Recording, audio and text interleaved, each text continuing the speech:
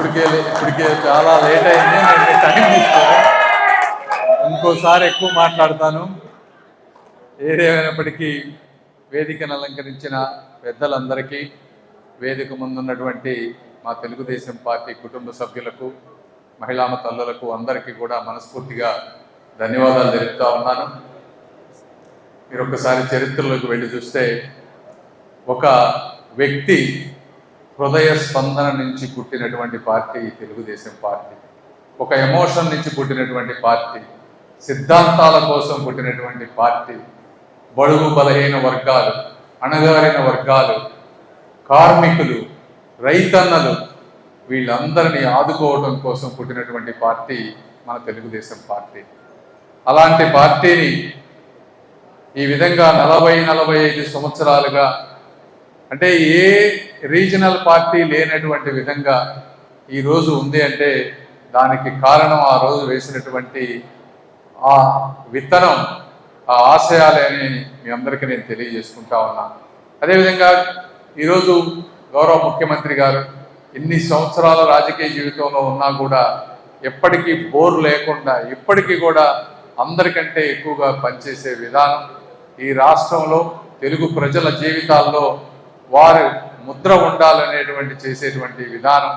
అదేవిధంగా మరి నారా లోకేష్ గారు కూడా ఈరోజు తీసుకొని, ఆయన కూడా ఏవైతే హామీలు ఇచ్చారో ఈ రాష్ట్రంలో ఉద్యోగాల గురించి కానీ, ఎక్కడెక్కడ లేని, అంటే దాదాపు 25% ఇన్వెస్ట్మెంట్స్ మన ఆంధ్ర రాష్ట్రానికి వస్తూ ఉన్నాయి.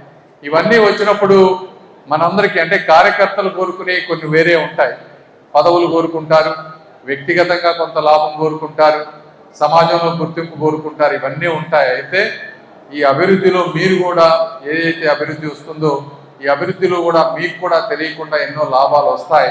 అది కూడా మీరు గుర్తుపెట్టుకోవాలి. సీఎం రిలీఫ్ ఫండ్ కానీ, కార్యకర్తల సంక్షేమ నిధి కానీ, మీకు ఎప్పుడు ఏ అవసరం వచ్చినా ఈరోజు అందుబాటులో ఉండేటువంటి లోకల్ ఎమ్మెల్యే కానీ, నేను కానీ, మా వల్ల కాకపోతే చంద్రబాబు నాయుడు గారి దగ్గరికి తీసుకువెళ్ళటం కానీ. ఎందుకంటే ఇక్కడ గోళ్ళ ప్రభాకరే ఉన్నాడు. ఒక ఉదాహరణ మీకు చెప్పాలి. ప్రభాకర్ వాళ్ళ అబ్బాయికి క్యాన్సర్ వస్తే ఎంత సహాయం చేసిందో పార్టీ కూడా మీరు తెలుసుకోవాలి. అంటే ఎక్కడ 40 లక్షలు 50 లక్షల రూపాయల సహాయం కూడా ఒక కార్యకర్తకి ఈరోజు చేస్తా ఉన్నటువంటి ఏకైక పార్టీ తెలుగుదేశం పార్టీ అనే విషయాన్ని నేను మర్చిపోవచ్చు.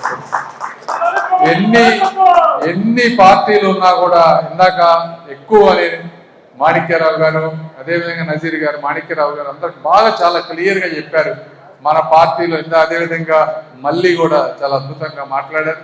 మన పార్టీకి వేరే పార్టీలకు ఉన్నటువంటి డిఫరెన్సెస్, అంటే అక్కడ ప్రామిస్లు ఉంటాయి, ఇక్కడేమో నిజంగా అవుట్పుట్ ఉంటుంది, చెప్పిన మాట ప్రకారం చేస్తారు. అయితే ఇంకా మీరందరూ కోరుకున్నట్టుగా, ఎందుకంటే ఏమైందంటే గత జగన్మోహన్ రెడ్డి గారి పరిపాలన వచ్చినప్పుడు ఒక రకమైనటువంటి సంస్కృతి మొదలైంది. అంటే సిస్టంలో మనం ఏమైనా చేసేయచ్చు, ఏ విధంగా చేయొచ్చు, అందరూ వాళ్ళు బాగుపడ్డారు. ఇటువంటి సంస్కృతిని సమాజంలో తీసుకురావడం వల్ల కొంతమంది, ఎక్కువ మంది కార్యకర్తలందరూ కూడా, తెలుగుదేశం పార్టీ కార్యకర్తలు అంటే ఆస్తులు అమ్ముకున్న వ్యక్తులే నాకు తెలుసు, నేను చిన్నప్పటి నుంచి చూసినటువంటి కార్యకర్తలు. ఇది మన సంస్కృతి. అదేవిధంగా పోరాట పరిమ కలిగినటువంటి కార్యకర్తలు, అంటే ఎన్నో రకాలుగా ఇబ్బందులు పెట్టినా కూడా, ఎందుకంటే నేను ఈ నియోజకవర్గం అమెరికా నుంచి గుంటూరు వచ్చినప్పుడు మొట్టమొదటిగా నాకు ఎదురైనటువంటి అనుభవం ఆ గుంటూరు ఈస్ట్లో ఫ్లెక్సీలు వేస్తే ఫ్లెక్సీలు తీసేశారు. తీస్తే మన వాళ్ళందరూ వెళ్ళి ఆ రోజు చింపిన విధానమే నా ఫస్ట్ వైరల్ వీడియో అని కూడా మీ అందరికీ నేను తెలియజేస్తాను. అంటే ఇలాంటి మీ సపోర్ట్ని ఎప్పటికీ కూడా మర్చిపోయేటువంటి వ్యక్తులం కాదు, అవి ఎప్పుడు కూడా మదిలో నిలబడతా ఉంటాయి. ఆ విధంగానే మా ప్రవర్తన ఉంటుంది. నాకు సాధ్యమైనంత వరకు నేను చేస్తానే ఉంటాం. ఎక్కడ ఎంతవరకు తీసుకువెళ్ళాలో అవన్నీ చెప్పి చేస్తూ ఉంటాం. అక్కడక్కడ ఇంకా 2-3 పదవులు ఇవ్వాల్సినవి కొన్ని ఉన్నాయి, అవి కూడా వర్కౌట్ చేస్తాను. అన్ని పదవులు వచ్చే విధంగా చేస్తాం. అదేవిధంగా ఒక స్కిల్ డెవలప్మెంట్ ప్రోగ్రామ్, అంటే ఎక్కువ మంది కార్యకర్తలు కోరుకునేది పిల్లలకి ఉద్యోగాలు కానీ, స్కూల్స్లో సీట్స్ కానీ, లేకపోతే డిస్కౌంట్స్ కానీ, ఇవన్నీ మాకు తెలియగలిగినన్ని మేము చేస్తాం. అదేవిధంగా స్కిల్ డెవలప్మెంట్ కూడా ఒక మిషన్ మోడ్లో మొన్న తెనాల్లో చేశాం. మనం ఒక 130 మందికి, అట్టడుగు వర్గాల ప్రజలకి 20,000 రూపాయలు ఉద్యోగం వచ్చే విధంగా 3 నెలలు అక్కడే హాస్టల్లో పెట్టి చేపించి వాళ్ళకి జాబులు ఇప్పించాం. అదేవిధంగా గుంటూరులో కూడా కార్యకర్తలందరికీ కానీ వేరే వాళ్ళకి కానీ ఈ స్కిల్ డెవలప్మెంట్ మిషన్ మోడ్లో తీసుకొని వచ్చే 1-2 ఇయర్స్లో చేసి ఉద్యోగాలు ఇవ్వాలనేటటువంటి ఒకటి. అదేవిధంగా ఎక్కడైతే గవర్నమెంట్లో వర్కులు ఉన్నాయో ఇవన్నీ మీకు అంటే న్యాయబద్ధంగా మీకు కూడా ఉపయోగపడే విధంగా చేయాల్సిన అవసరం కూడా ఉంది. అది కూడా నజీర్ గారికి మేము ఎప్పుడు చెప్తా ఉన్నాం. కార్యకర్తలు ఆర్థిక ఇబ్బందుల్లో ఉన్న వాళ్ళని ఏ విధంగా లీగల్గా సిస్టమేటిక్గా సమాజానికి ఇబ్బంది లేకుండా భాగస్వామ్యం చేయాలనే విషయంలో కూడా తప్పకుండా ఆలోచిస్తామని మీ అందరికీ తెలియజేసుకుంటూ, ముఖ్యంగా ఎంతో అభివృద్ధి గురించి ఇందాక చెప్పారు నజీర్ గారు. అభివృద్ధి ఇంకా జరుగుతుంది. వచ్చే 1-2 సంవత్సరాల్లో దాదాపుగా గుంటూరు రూపురేఖలన్నీ కూడా మారిపోతాయి. ఒక 10 సంవత్సరాలు అంటే ఇప్పుడు 2 సంవత్సరాలు అయింది నేను వచ్చి, ఇంకొక 7 సంవత్సరాలు దేవుడు కరుణిస్తే గుంటూరుని అమెరికాలో ఒక సిటీ లాగా చేయాలనేది నా కళ. తప్పకుండా అది సాధిస్తాం. అదేవిధంగా మనం గుర్తుపెట్టుకోవాల్సిన విషయం, కూటమి ప్రభుత్వంలో ఉన్నాం.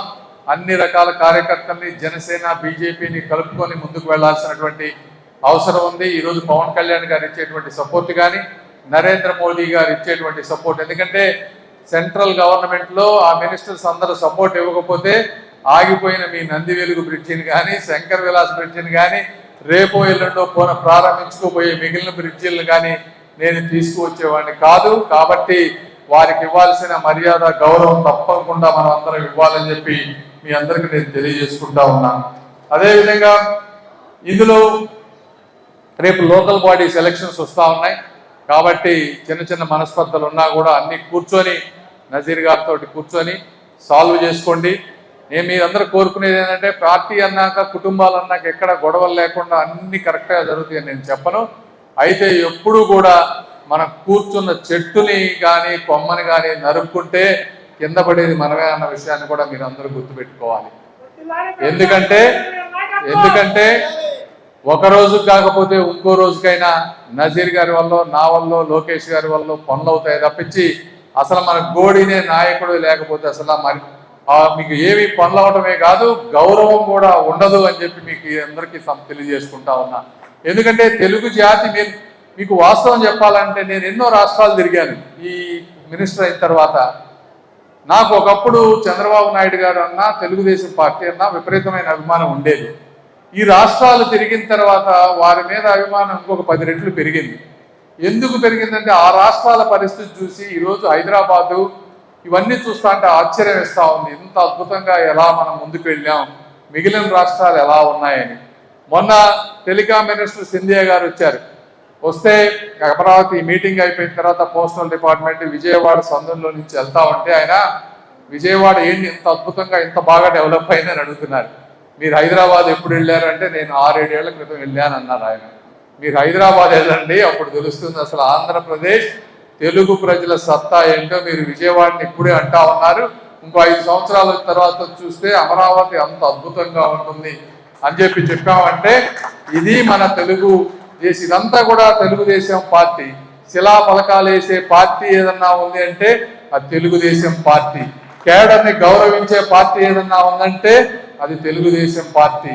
ఇలాంటి పార్టీని ఎప్పుడు కూడా కాపాడుకోవాల్సిన ఆవశ్యకత మన అందరి మీద ఉందని తెలియజేసుకుంటూ, నాకు తెలిసి మీరు అందరూ ఎప్పుడు సహకరిస్తారు, మేము ఎప్పుడు కూడా అందుబాటులో ఉంటాం, మేము చేయగలిగినన్ని చేస్తామని తెలియజేసుకుంటూ మీ అపూర్వ అభిమానాలు నిరంతరం కొనసాగాలని కోరుకుంటూ మీ అందరికీ ధన్యవాదాలు తెలుపుకుంటూ సెలవు తీసుకుంటా ఉన్నాను. Thank you.